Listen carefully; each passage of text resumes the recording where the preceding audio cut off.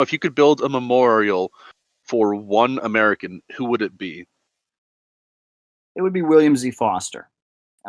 William Z. Foster he was the man who did more than anything else to create that American dream middle class. In 1919, he led the major strike of steel workers all across the United States that was brutally crushed, but it shut the country down. It was a huge gathering. He eventually joined the Communist Party. He led the unemployment councils, which were people that were desperate and poor and hungry, and stormed into government buildings chanting "Work or wages now," and forced the Roosevelt administration to eventually hire the unemployed into the Works Progress Administration. He built an anti-fascist popular front, very hard to make sure that the United States was not an ally of Nazi Germany and Hitler, but was on the right side of the Second World War. During the 1950s, he was put on trial and suffered greatly during McCarthyism. But and then even in his final years, he called out the Soviet Union for their mistreatment of China. And on his last 80th birthday, he turned 80 years old in the Soviet Union. Khrushchev came to visit him in the hospital bed, and he called out Khrushchev for the way the Soviet Union was mistreating China.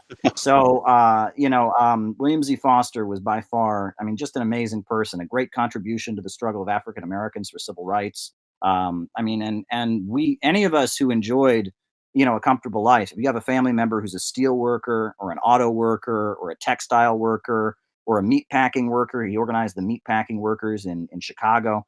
If you in any way benefited from the prosperous middle class that existed in the United States, you owe something to William Z. Foster. And he was an American. He loved the United States of America, but he was friendly to the Soviet Union too. And he saw that socialism was the way of the future. His writing is brilliant. He wrote, not only did he write kind of agitational pamphlets explaining socialism, he also wrote 5 history books. He wrote the history of the Communist Party of the United States, the history of the World Trade Union movement, the history of the 3 internationals, the history of African Americans in the United States, the history of the outline political histories of the Americas, which is a history of North and South America.